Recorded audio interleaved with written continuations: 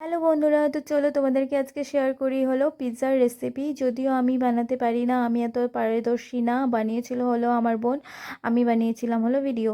তো যাই হোক, তো এই ভিডিওটা আমার অনেক দিনের পুরনো ভিডিও। আমি যখন আমার বাবার বাড়িতে গিয়েছিলাম তখন এই ভিডিওটা করে রেখেছিলাম, আলসেমি করে আমি তোমাদেরকে শেয়ার করতে পারিনি। আর এখন আমার কাছে ভিডিও দেওয়ার মতন সেরকম কিছু ছিল না, তার জন্য আজকে তোমাদেরকে পিৎজা রেসিপিটা শেয়ার করছি।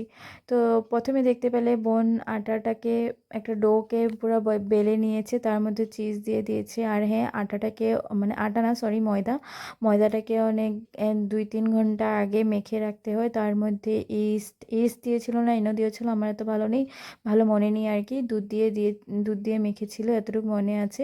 তো যাই হোক, ওদিকে একটা মাংসর চিকেন পিৎজা বানিয়েছিল, তো ওদিকে একটু মাংসর কিমা দিয়ে একটু ভাজা ভাজা করেছিল, আরও পেঁয়াজ ক্যাপসিকাম, এদিকে সস মানে আটাটাকে মানে সরি ডো মানে আটার গোলাটাকে একটু বেলে নিয়েছে, তার মধ্যে ফুটো ফুটো কাঁটা চামচ দিয়ে ফুটো ফুটো করে নিয়েছে, আর এখন সস দিয়ে ভালো করে মেখে নিচ্ছে।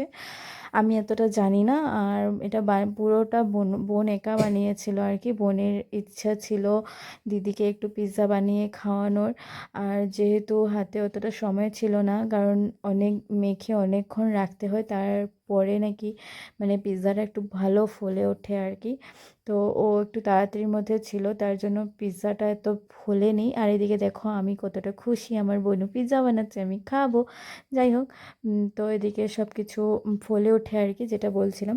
তো ও একটু তাড়াতাড়ির মধ্যে ছিল, তার জন্য পিৎজাটা এত ফোলেনি। আমি আগে থেকে বলে দিয়েছি তোমাদেরকে, শেষ পর্যন্ত তোমরা দেখলে বুঝতে পারবে। কিন্তু খেতে কিন্তু বহুত টেস্টি হয়েছিল, আমার তো খুব ভালো লেগেছিলো। আবার আশা আছে আমি আবার বাড়িতে গেলে আমার বোনও আবার আমাকে পিৎজা বানিয়ে খাবে। তারপর হলো এদিকে চিজ টিজ দিয়ে সুন্দর করে ডেকোরেট করে নিয়েছে, তারপর এটাকে স্টিমে রাখবে আর কি। তো যাই হোক, একদম হোম মেড পিৎজা আমার বোনুর হাতের।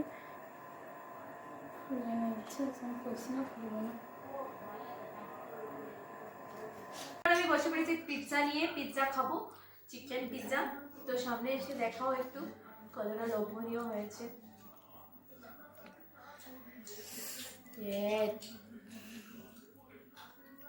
নিলাম।